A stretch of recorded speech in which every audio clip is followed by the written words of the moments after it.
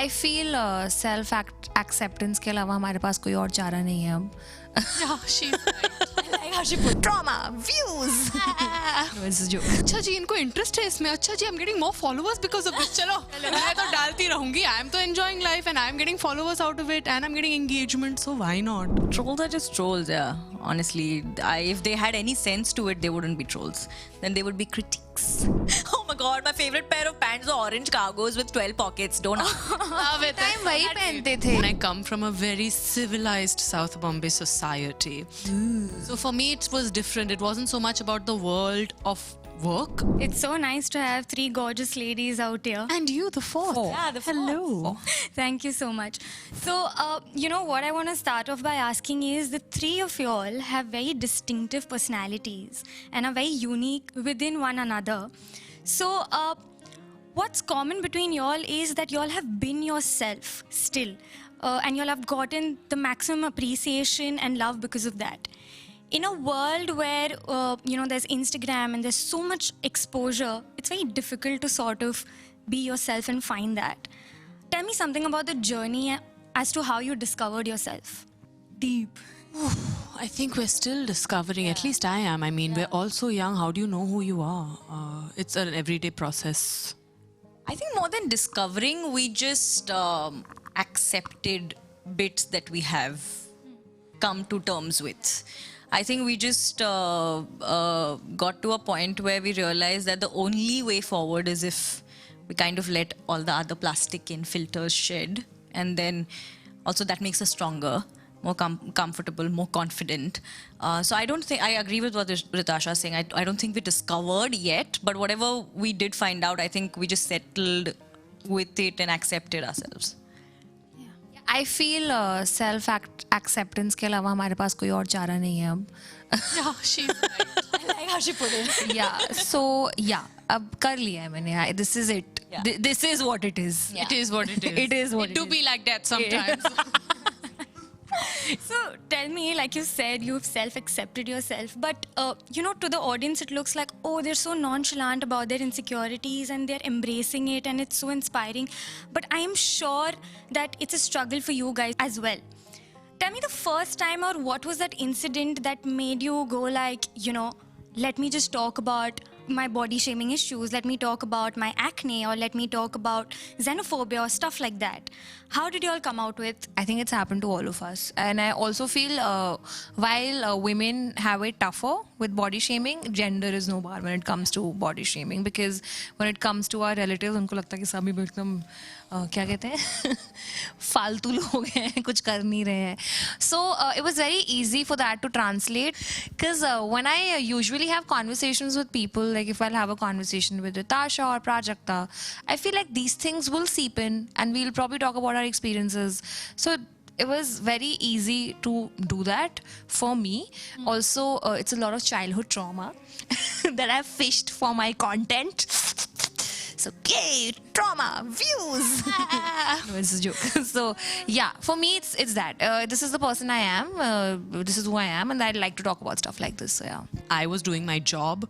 People on the internet thought, oh my god, here's a fat girl wearing a bikini in a swimming pool. How revolutionary. Yeah, Ritasha was not like, आज ये picture डालूंगी, revolution लाऊंगी. So then I was like, अच्छा जी इनको interest है इसमें. अच्छा जी I'm getting more followers because of this. चलो मैं तो डालती रहूंगी. I'm तो enjoying life and I'm getting followers out of it and I'm getting engagement. So why not? But it kind of just happened. That responsibility came little later. I didn't think about that this is what I'm doing or this is my purpose in life and on Instagram. Nah. Pretty organic. Yeah. So tell me, you all have obviously spoken about how you all face trolls and, you know, how you overcome it. But tell me, do you think that trolls are sort of gender biased? It's more about how you look rather than your work or your content? I think trolls are just trolls, yeah. Honestly, if they had any sense to it, they wouldn't be trolls. Then they would be critics. No more we would- airtime for trolls. Yeah, like then we would learn. Like I've always said this. I mean, I really appreciate constructive feedback. It really helps me grow because I'm one brain and then we have millions outside watching and there's always better perspective. Yeah, I think in the initial years of when I was creating content, because obviously my content was also based a lot on female experiences. And not on purpose, because that's all I knew. That's all the insight I had. So inadvertently, is that how- Inadvertently. inadvertently. The rant I gave, I think I should have just used that word. So very inertly, I don't know if that's the right word. I'm sorry. I am No, helium, so I'm it was because these were the things that I internalized all over the years, and I only could make content on that. So I would not credit myself, because that's all I knew. That's all I could channel into content. But with trolls, I have seen in the initial years of my creating content that the feedback was about how I looked. You know, like, is there a face behind that makeup? For instance, like makeup offends people. So in the initial years it has gone down for me considerably, but it's not, I wouldn't say that it's gone down across the board, because I know younger female creators, because they write to me, they do also face this. So maybe that's like, it's like a rite of passage that ye aayegi feedback, ye criticism aayega, isko lang ke, you just go ahead, and then one day they'll stop talking. पर उसके अलावा I feel ये क्या हुआ ना कि भद्दी लग रही हो आज. ये कैसे कमेंट्स हुए ना, वही तो, आप कितने बोर हो, आप घर बैठे ऐसे टाइप कर रहे हो बकवास. So this one time I wore like a swimsuit, and I was in the water posing and feeling myself, and somebody said, and I'm sorry, it's cracking. You know, sometimes trolls are really funny. Oh, they're so funny. ऐसा लग रहा है कि पानी में भैंस लेटी है. It was, I'm sorry, but classic. It's a classic. You know, भैंस is a classic. So it made me laugh. But then I blocked him, so it's fine. I was watching one of the videos of Dolly Singh, and she said that when she went on a date with her now boyfriend Manu, she spoke about how they were talking about work, and she didn't want to tell him at that point of time what she does, and when he was like, I'm a lawyer and stuff like that. So she was just like, I do videos, I handle videos and stuff like that. So when you guys started off, now you'll get the love and appreciation for playing roles and stuff, but at that point of time, did you all get sexist within yourselves कि यार मैं ये करूँगी तो कैसी लगूंगी, or confined your creativity because of the fear of judgment? Not sexist, but I think I think the only person who body shamed me was me in the beginning. I was very, very insecure for no reason. I mean, I should have been insecure about my fashion sense. Now that I look at it, body was fine. Oh my god, my favorite pair of pants are orange cargos with 12 pockets. Don't Love it. Time वही पहनते थे. Yeah, but like अजीब ही था, मतलब ऐसे देख के लगता था कि oh something is going on, but I don't know what. I think it was also a whole coming out journey for me as somebody who came to accept my body, accept the way I look, accept the way I dress, and reach a point where I was like, okay, I am only waking up every day to please myself with this body. If I'm working out every day, it's only because I love my body, not because I hate my body. You know what I'm saying? But I do understand what you mean. There's a slight moral policing that comes in within us, because I guess we're women and you're conditioned to be a good girl or to be a ladylike. I am by nature a wild person, and I come from a very civilized South Bombay society. So for me, it was different. It wasn't so much about the world of work, because in theatre, everybody is free and bindas and crazy like me. So I felt right at home with performers, but in society, I did not. I think, and that's where I tried to kind of police myself, or maybe be like, I should behave like the other girls who are more put together, more ladylike. And after a few years, I was like, "Arey, chodo, I am who I am, you are who you are. I'm gonna be me wherever I am. And that's your problem. If you don't like it, you can leave." Right. Yeah. Right. For me, because I worked in several jobs for about 7-8 years before I started making content. Like for me, it happened at the age of 29. So I feel people around me were shocked that, are you okay? Sab theek hai, like what's happening, like why are you suddenly doing this to yourself, which is putting yourself out there and talking in these funny voices and making these funny animated expressions and being loud, because at that point there was a lot of loud content out there, and there was a lot of noise also, because there were multiple media houses making different kinds of content.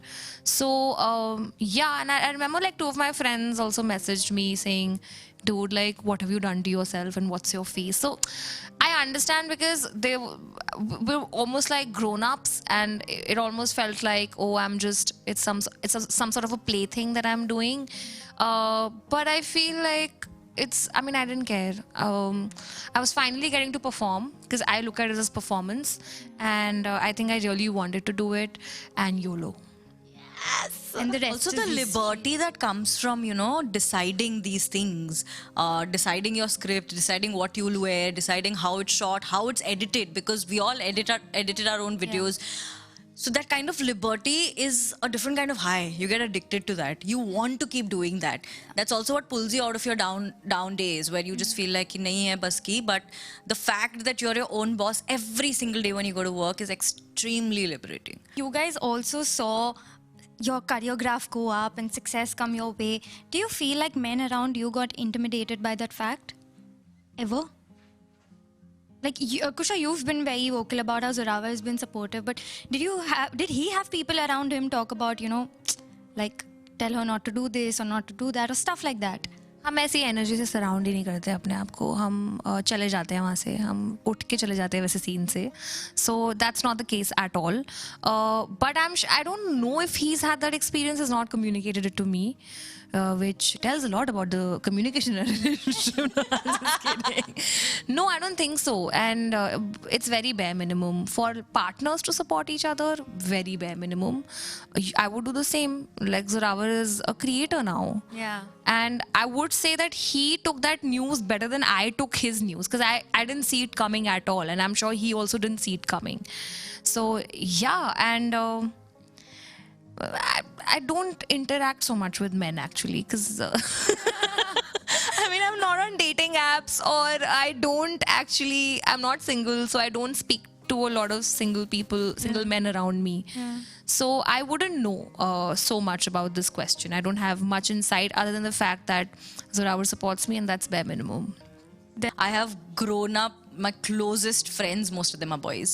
And it is, I look to them for a lot of answers a lot of times, that when I'm writing or working on content, things like that. So not at all. In fact, I am very proud of the support system that I have around my circle. I think they've been cheerleaders, and they've been my strongest support through this roller coaster of a life that we live. So none of them are intimidated, not at all. In fact, they are my strongest support. That's just really a testament to everyone's parents here and friends, and it's That's a true. huge privilege that we even can be here today saying Massive. no men in our lives have made us feel badly.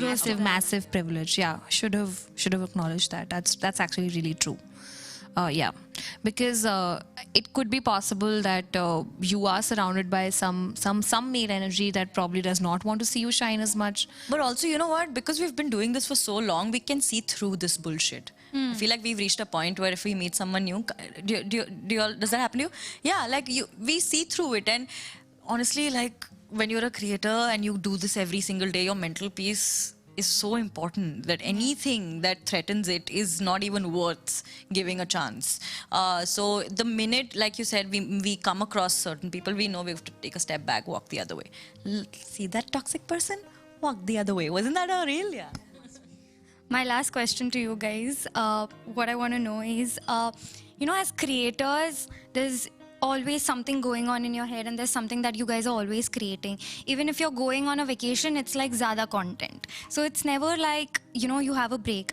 At times like this, when you want to take a social media detox, do you sort of, second out that, thinking that, oh shit, like I lose followers, or maybe not lose followers, but get FOMO that I won't be consistent and I need the audience to know what is going on in my life? Like, does that pressure come?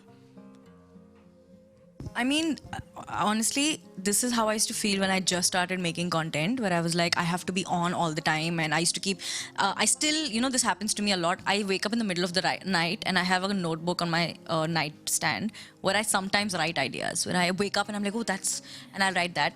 And for the longest time, I thought that is okay. I understand what you're saying, where even if we go on vacations, but I think I've reached a point, and I work consistently every day to reach that point more often now, where I tell myself, and I'm okay with the fact that, okay, I am going to take a day off, and I am not going to think about work. I am going to sleep a little bit more. I am not going to use my phone today. So I just feel like eventually, again, it's a rite of passage when you start to, when you keep making content for a while. I've been doing this for more than 7 years now. So I've kind of found my balance with it every now and then.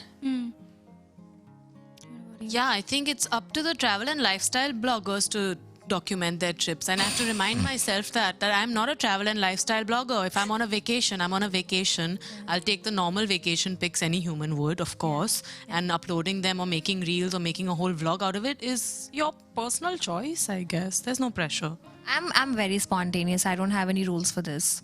So, I don't care. And I honestly, what Prajakta said also makes a lot of sense, that I think even creator job has a very, it's not bad analogy, I'm saying it at the outset, but it also has a corporate job graph, okay?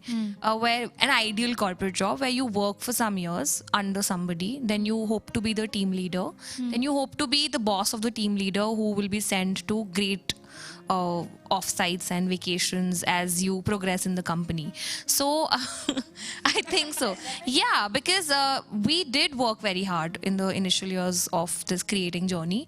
But now you can take about 2 or 3 days off. I don't post regularly. I don't post every day. And you also want to not meddle with the benchmark now you have for your content. You don't want to put out content that that's not true to you and true to your aesthetic or whatever mental aesthetic you have for your personal benchmark that you might have for your content. So that's it. Otherwise, I don't have rules. If I'm on a vacation and I feel like posting something and dancing for no reason, I will do that and I'll have fun. So yeah. I think that's exactly why everyone loves you all. Thank you. So thank you so much, guys. Thank you so much for inspiring. Thank you so much for being real. And we'll see you super soon. Thank you. Thank you. Thank you. Happy Women's Day. Thank you.